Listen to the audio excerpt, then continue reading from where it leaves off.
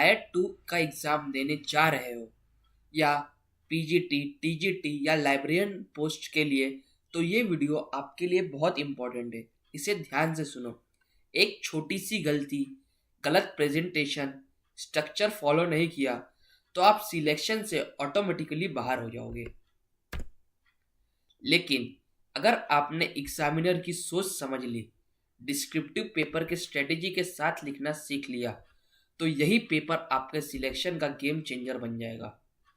इस वीडियो को अंत तक देखना, क्योंकि यहाँ मैं वही बातें बताने वाला हूँ जो टॉपर्स लिखते हैं और एग्जामिनर उनकी रिस्पेक्ट करते हैं। मैं आपको अपनी स्ट्रेटेजी बताने वाला हूँ जो कि मैंने 2023 में फॉलो किया था और मुझे रिजल्ट देखने को मिला था। इस वीडियो में मैं कवर करूँगा डिस्क्रिप्टिव पेपर का एग्जैक्ट एग्जाम पैटर्न, 4 मार्क के आंसर लिखने का perfect structure, introduction, body, conclusion के examiner friendly format, keywords, underline और प्रेजेंटेशन, कॉमन मिस्टेक्स जिनकी वजह से मार्क्स कट होते हैं, और फुल मार्क्स स्कोरिंग स्ट्रेटेजी आपके साथ शेयर करूंगा। अगर आपने ये चीज़ फॉलो कर लिया तो मैं आपको गारंटी देता हूँ कि डिस्क्रिप्टिव पेपर में आपको कोई दिक्कत नहीं होगी। मैं आपको ऐसी ऐसी चीज़ें बताऊंगा जो अगर आपने अपने डिस्क्रिप्टिव आंसर में लिख लिया और मेरी बातों का फॉलो कर लिया तो ये पेपर आपके लिए बहुत इजी बन जाएगा और आप उससे निकाल पाओगे। तो चलिए हम शुरू करते हैं। पहले हम पहले पार्ट में समझेंगे डिस्क्रिप्टिव पेपर के एग्जैक्ट एग्जाम पैटर्न क्या होता है। दोस्तों, डिस्क्रिप्टिव पेपर कोई नॉर्मल लिखने वाला पेपर नहीं है। जनरली होता है लॉन्ग आंसर टाइप क्वेश्चन। आपको एक क्वेश्चन दिया जाएगा जो कि 4 मार्क का रहेगा, आपको उसके बारे में लिखना पड़ेगा। 4 मार्क के क्वेश्चन में आपको टॉपिक एक पेडागोजी के ऊपर रहेगा, उसमें education, teaching, learning process, subject based analytical question, और कोई अगर लाइब्रेरियन के पोस्ट के लिए होगा तो उसके लिए library science plus case based question रहेगा। अब मैं आपको प्रॉब्लम बताता हूँ कि प्रॉब्लम क्या होती है और स्टूडेंट्स क्या करते हैं। स्टूडेंट या तो बहुत ज़्यादा लिख देते हैं या बहुत कम लिख देते हैं। वहाँ जो एग्जामिनर बैठा है उसके पास कम से कम 20 साल का अनुभव है, तो आप ये समझ के लिखिए कि आप उसे बेवकूफ़ तो नहीं बना सकते हो। अगर आपने सही एग्ज़ाम पैटर्न फॉलो कर लिया तो अगर आप थोड़ा गलत भी लिखोगे तो एग्जामिनर आपको ज़्यादा मार्क्स देगा बाकियों की तुलना में। एग्जामिनर सिर्फ 3 चीज़ चाहता है। नंबर 1 स्ट्रक्चर, रिलीवेंट टॉपिक और रिलीवेंट कीवर्ड्स, और पॉइंट टू पॉइंट आंसर, और फोर्थ प्रेजेंटेशन। प्रेजेंटेशन अगर बढ़िया है किसी भी चीज़ का तो आप एग्जामिनर को आप अगर हल्का सा छूट भी दोगे तो आपको ज़्यादा मार्क्स देगा, क्योंकि आपका प्रेजेंटेशन जितना नीट और क्लियर रहेगा उतना आपके लिए अच्छा रहेगा। अब मैं आपको बताता हूँ कि 4 मार्क के आंसर लिखने का परफेक्ट स्ट्रक्चर क्या होता है। देखिए, आपको पहला 1 मार्क तो आपके इंट्रोडक्शन पर मिलेगा कि आप आंसर की लिखाई कैसे शुरू करते हो, आपने क्या समझा और आप कैसे लिखोगे। 2 मार्क आपको आंसर के बॉडी पे मिलेगा कि आपने क्या लिखा, और 1 मार्क जो रहेगा वो कंक्लूजन पर मिलेगा कि आपने आंसर को ख़त्म कैसे किया, आपको इस क्वेश्चन से क्या समझा और आपने इसे ख़त्म कैसे किया, और आपका पॉजिटिव थॉट या नेगेटिव थॉट क्या है वो आपके कंक्लूजन पार्ट पर डिपेंड करता है। अगर आपने पॉजिटिव लिखा तो क्यों लिखा और नेगेटिव लिखा तो क्यों लिखा। अब मैं आपको इंट्रोडक्शन का रूल बता देता हूँ। इंट्रोडक्शन आपको मैक्स 2 से 3 लाइन में लिखना है। सिंपल और इजी इंट्रोडक्शन लिखना है कि पढ़ने वाले को क्लियर समझ में आ जाए कि बच्चे को क्वेश्चन समझ गया है। उसके बाद आपको डायरेक्ट टॉपिक पर आना है कि टॉपिक किससे रिलेटेड है। अगर आपको थोड़ा बहुत भी टॉपिक पता है तो आपको डायरेक्ट टॉपिक के ऊपर आंसर लिखना है। डेफिनेशन, कॉन्टेक्स्ट, इम्पोर्टेंट, ये सब लिखने से आप एग्जामिनर को ये बता रहे हो कि हाँ, मुझे ये क्वेश्चन के बारे में पता है, मैं ऐसे ही सिर्फ पन्ने भरने के लिए नहीं लिख रहा हूँ। उसके बाद मैं आपको एग्जाम्पल के लिए क्वेश्चन देता हूँ कि कंटिन्यूअस और कंप्रहेंसिव इवेल्युएशन CCE एक असेसमेंट अप्रोच है जो स्टूडेंट का एकेडमिक और को करिकुलर डेवलपमेंट पर फोकस करता है। ये क्वेश्चन 2023 में आया था मेरे इसमें। तो मैं आपको बताऊंगा कि आपको कैसे इसको लिखना है। आपको इसके बॉडी रूल बता देता हूँ पहले। आपको 3 से 4 इसके क्रिस्प पॉइंट लिखना है। हर पॉइंट आपको नया लाइन में शुरू करना है। आप जैसे कोई पॉइंट एक्सप्लेन कर, जैसे आपने 3 पॉइंट लिखा है तो एक पॉइंट के अंदर मेन हेडिंग रहेगा, वो पॉइंट पूरा उसको कवर करेगा। उसके बाद सेकंड पॉइंट आएगा, वो न्यू लाइन में आएगा। ऐसा नहीं कि जहाँ फर्स्ट पॉइंट का सेंटेंस खत्म हुआ है वहीं से, वो न्यू लाइन में आएगा। उसके बाद आपने जो वर्ड्स जो सेंटेंस लिखा है उसके कीवर्ड्स को अंडरलाइन करो। अगर आप कीवर्ड्स को अंडरलाइन करोगे तो एग्जामिनर समझ जाएगा कि बच्चे ने सही लिखा है और सिर्फ वही चीज पढ़ेगा, आपका पूरा आंसर नहीं पढ़ेगा। आपका कीवर्ड पढ़ के वो समझ जाएगा कि बच्चा को आता है, उससे मालूम है और उसका प्रेजेंटेशन बाकियों की तुलना में अच्छा है, तो बाकियों की तुलना में आपको ज़्यादा मार्क्स देगा, जो कि लास्ट मोमेंट पे आपको ज़्यादा काम आएगा। जब कट ऑफ और जब मेरिट लिस्ट निकलेगी तो अगर किसी का पॉइंट से भी अगर छूट रहा है तो ये पॉइंट मार्क्स अगर उसने आपको एक्स्ट्रा दे दिया तो आप उसके तुलना में ऊपर हो जाओगे। इसीलिए आपको ये बॉडी रूल इजीली और अच्छे से याद करना है। मैं आपको एग्जाम्पल पॉइंट में बताऊँ तो आपको continuous assessment through out the year, आपको अपने लर्निंग पर आउटकम का क्या है, मैं ये आंसर का बता रहा हूँ कि आपको इसमें एग्जाम्पल पॉइंट्स में क्या क्या लिखना है। आपको इसमें ये लिख सकते हो कि आपको एग्जाम स्ट्रेस रिड्यूस करना है, एनकरेज हॉलिस्टिक डेवलपमेंट, मतलब आप बच्चों को डेवलप करोगे। ये सब एग्जाम्पल पॉइंट्स है जो कि आप इस आंसर में लिख सकते हो नए लाइन से शुरू करके।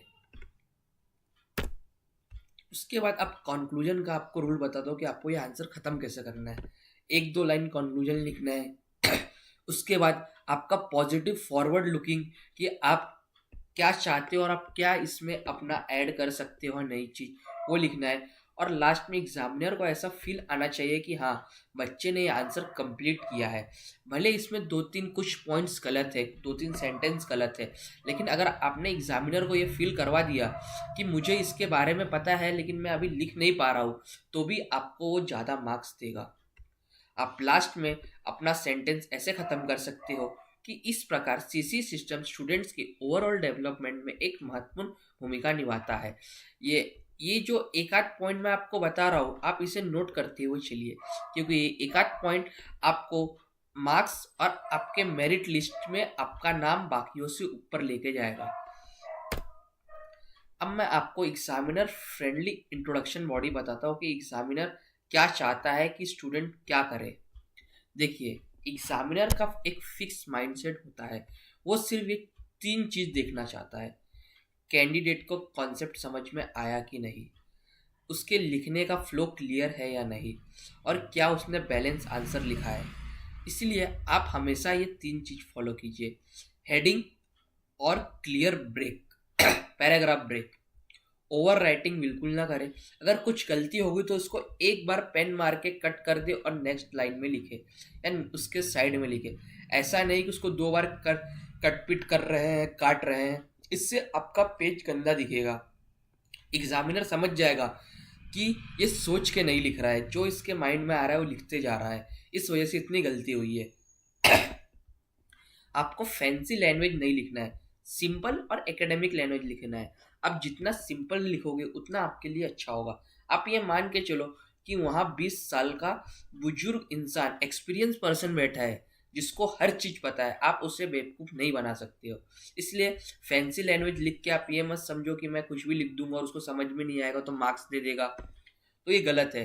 अगर उसको समझ में नहीं आया तो वो आपको 0 मार्क देगा, सीधा बिना पढ़े वो आपको 0 दे देगा। इसलिए मैं आपको एक प्रो टिप बताऊंगा कि आप जो आंसर लिख रहे हो वो सिर्फ रीडेबल होना चाहिए, उसी से आपको ज़्यादा मार्क्स मिलेंगे। इसलिए आप एग्जामिनर फ्रेंडली इंट्रोडक्शन बॉडी लिखिए। अब मैं आपको कीवर्ड्स, अंडरलाइनिंग और प्रेजेंटेशन बताता हूँ कि आपको कीवर्ड्स क्या यूज़ करना है। आपको इम्पोर्टेंट कॉन्सेप्ट अगर आपने कभी पढ़ा होगा या सुना होगा तो आप उसे लिख दीजिए, उसे लिख के अंडरलाइन कर दीजिए। उसके बाद एजुकेशनल थिंकिंग, थिंकर्स मतलब आप क्या सोच रहे हो, अगर आप उसकी जगह वो क्वेश्चन पढ़ के अगर आप उसकी जगह रहते तो आप क्या करते। और उसकी पेडागॉजी टर्म्स क्या है। पेडागॉजी टर्म्स मतलब उससे रिलेटेड चीज़ें क्या है जो आप उसमें डेवलप कर सकते हो, उसका मतलब पेडागॉजी टर्म्स हुआ है। जैसे learning outcome, child centre approach, blooms taxonomy, inclusive education, ये सब उसके पैडागोजी टर्म्स है। अगर आप इतना लिखोगे तो एग्जामिनर समझ जाएगा कि इसके बंदे को कुछ आता है, ये सिर्फ ऐसे ही नहीं लिख रहा है। इसीलिए आप ये 3 चीज कीवर्ड्स का यूज करके अपने आंसर को लिखिए। आप सिर्फ कीवर्ड्स अंडरलाइन करो, पूरी लाइन अंडरलाइन मत करो, नहीं तो वो अच्छा नहीं लगता है। सिर्फ कीवर्ड्स, जैसे आपने कुछ लिख दिया कि ब्लूमिड टेक्सोनॉमी, तो आप सिर्फ इसको अंडरलाइन करो, पूरा पूरा लाइन अंडरलाइन करने की कोशिश मत करो। आपको प्रेजेंटेशन टिप्स बता दूं, आपको तो ये पता है कि जो टायर 2 का पेपर रहता है उसमें आपको ब्लू या ब्लैक पेन से लिखना पड़ता है, तो आप 2 पेन का यूज़ बिल्कुल मत करो। या तो आप पूरा पेपर ब्लू से लिखिए या पूरा पेपर ब्लैक से लिखिए। आप उसमें फैंसी सजावट मत कीजिए कि हेडिंग ब्लैक से लिख रहे हो और मेन पार्ट ब्लू से लिख रहे हो, ये बिल्कुल अच्छा नहीं लगता और एग्ज़ाम में ये बिल्कुल एक्सेप्टेबल नहीं है। अपनी हैंड राइटिंग को क्लियर रखो, मार्जिन का बराबर इस्तेमाल करो और प्रॉपर स्पेसिंग रखो कि हर वर्ड्स के बाद स्पेस रहना चाहिए। आप याद रखो, good presentation is equal to free के मार्क्स। हाँ जी दोस्तों, कभी कभी कैसा होता है, एग्जामिनर पेपर चेक करके थक जाता है, तो वो सिर्फ ये देखता है कि अगर इसका प्रेजेंटेशन बिल्कुल साफ सुथरा है तो बिना पढ़े आपको मार्क्स दे देगा। इसलिए आप जितना अच्छा अपनी प्रेजेंटेशन रखोगे उतना आपके लिए अच्छा रहेगा। आप अगर गलत भी लिख रहे हो थोड़ा बहुत, लेकिन आपने प्रेजेंटेशन बिल्कुल साफ सुथरा रखा है, तो ये मान के चलो कि वो चीज़ आपको बहुत बेनिफिट देने वाली है। अब हम फिफ्थ पार्ट की बात करेंगे, जो कि कॉमन मिस्टेक हर स्टूडेंट करता है। जो कॉमन मिस्टेक ये स्टूडेंट करते हैं उनके लेस मार्क्स आते हैं। ये गलतियां जो कि 80% स्टूडेंट करते हैं। डायरेक्ट आंसर स्टार्ट कर देना बिना किसी इंट्रोडक्शन के, क्वेश्चन के बाहर इररिलेवेंट कुछ भी लिखना, पूछा गया है एजुकेशन से रिलेटेड, आप लिख रहे हो स्पोर्ट्स से रिलेटेड, एक ही पैराग्राफ में सब कुछ लिख देना कि एक ही पैराग्राफ बिना चेंज किए, बिना हेडिंग दिए, बिना प्रॉपर स्पेसिंग के आप एक ही चीज़ लिख रहे हो। कुछ भी ओवर स्मार्ट इंग्लिश या हिंदी लैंग्वेज आप इररिलेवेंट लिख रहे हो, एग्जामिनर को समझ में नहीं आ रहा है, या एग्जाम्पल या कंक्लूजन को स्किप कर देना। दोस्तों, अगर आप ये बात याद रखो, अगर आपने अपने आंसर में एग्जाम्पल और कंक्लूजन लिखे हो तो ये बात मान के चलो कि वो आपको 1 मार्क तो इसी का दे देगा। 1 मार्क आपको 100% एग्जाम्पल का देगा, क्योंकि एग्जाम्पल ऐसी चीज़ है जो कि अगर एग्जामिनर ने पढ़ लिया और उससे सही लगा तो बिना पढ़े आपको मार्क्स देगा, क्योंकि उससे पता है कि हाँ ये क्वेश्चन का ये एग्जाम्पल रिलेशन में है। इसी वजह से आप एग्जामिनर को इम्प्रेस करना चाहते हो तो अपना पेपर क्लियर रखो, अपना विजन क्लियरिटी के साथ लिखो। एग्जामिनर, आप उसको अपनी जगह पे रख के देखो कि अगर आप इसे चेक करोगे तो आपको ये सही लगेगा कि नहीं लगेगा, आप इसको कितना मार्क्स दोगे, ये सोच के लिखो। सिर्फ पन्ने भरना है और दे देना है, तो दोस्तों ये आपकी सबसे बड़ी गलती है। ये कोई एमसीक्यू नहीं है कि आप तुक्का मार दोगे आपका सही हो जाएगा तो आपको 3 मार्क्स मिल जाएगा, ऐसा नहीं। आप जितना अच्छा लिखोगे, 4 मार्क का क्वेश्चन है, अगर आपने क्लियरिटी के साथ और क्लीन नीट पेपर रखा अपना, तो ये आपको बहुत ज़्यादा फायदेमंद रहेगा, मैं इसकी गारंटी देता हूँ। क्योंकि मुझे, जब मैंने टायर 2 का एग्ज़ाम दिया था तब मैंने अपना पेपर सिर्फ क्लियर रखा था, एकदम प्रेजेंटेशन सबसे साफ सुथरा, इंट्रोडक्शन, मेन बॉडी में 4 5 6 7 लाइन के पॉइंट्स, लास्ट में कंक्लूजन, एग्जाम्पल। इसी वजह से मुझे बाकियों की तुलना में, मेरे दोस्तों की तुलना में ज़्यादा मार्क्स आए थे। इसलिए अपना प्रेजेंटेशन बिल्कुल साफ सुथरा रखो। मैं आपको पार्ट 6 बताता हूँ कि आपको 4 में से 4 फुल मार्क्स स्कोरिंग स्ट्रेटेजी क्या रहेगी।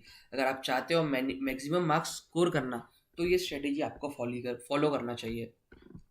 आपको हर आंसर में अपना डेफिनेशन और कॉन्टेक्स्ट लिखो, जो मैं बताया आपको 3 लाइन में।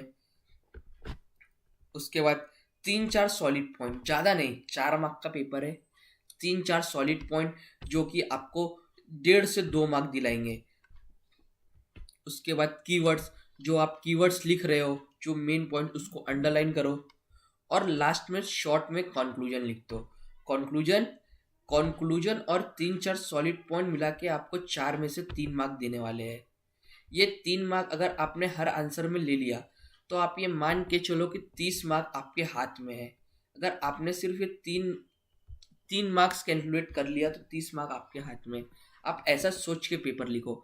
आप ये मत सोचो कि मैं सिर्फ पन्ने भर दूंगा और मुझे एग्जामिनर मार्क्स दे देगा, जैसे हमने 10th बोर्ड में किया था कि सिर्फ पन्ने भरना है और वो हमें मार्क्स देता रहेगा। तो ऐसा बिल्कुल नहीं है, ये गवर्नमेंट एग्जाम है। केवीएस एनवीएस बहुत बड़ी संस्था है, इंस्टीट्यूट है, वो रेपुटेड इंस्टीट्यूट है। वो अगर ऐसा करने लगेगी तो सोचो फिर क्या होगा। इस वजह से आप अपना आंसर में ये 3 से 4 पॉइंट्स ऐड करो, तो आप देखो कि आप बहुत अच्छा स्कोर करोगे, कम समय में भी आप ज़्यादा स्कोर करोगे। अब मैं आपको टाइम मैनेजमेंट बता देता हूँ कि टाइम मैनेजमेंट कैसे करना है। तो देखो, 4 मार्क का क्वेश्चन है, मिनिमम आपको एक क्वेश्चन को 6 से 7 मिनट देना है बस। अगर आप चाहते हो कि मैं ज़्यादा ज़्यादा पेपर अटेम्प्ट करूँ तो आपको 6 से 7 मिनट एक क्वेश्चन को मैक्स टू मैक्स देना है। जो लास्ट का 5 मिनट रहेगा पूरा पेपर होने के बाद, उसमें आपको रिवाइज करना है कि मैंने सही लिखा हो कि नहीं लिखा हो, कुछ पॉइंट छूट गया है क्या, कुछ एग्जाम्पल छूट गए हैं क्या। आप डेली प्रैक्टिस जब करने बैठ रहे हो तो आप रोज डेली 2 आंसर लिखो, इसी इसी कॉन्टेक्स्ट को फॉलो करते हुए और इसी पॉइंट को अपने दिमाग में रखते हुए डेली 2 आंसर लिखो। ज़्यादा नहीं, डेली 2 आंसर, 2 मॉर्निंग में, 2 इवनिंग में, 4 आंसर डेली। अगर आप 4 नहीं लिख पा रहे हो तो 2 लिखो, लेकिन इसी तरह फॉलो करते हुए एक क्वेश्चन को 6 से 7 मिनट, लास्ट के 5 मिनट में रिवीजन, और ये 4 पॉइंट अपने आंसर में। आपको टाइम लगेगा, लेकिन आप हफ्ते दिन, 10 दिन में आपके दिमाग में सेटल हो जाएगा।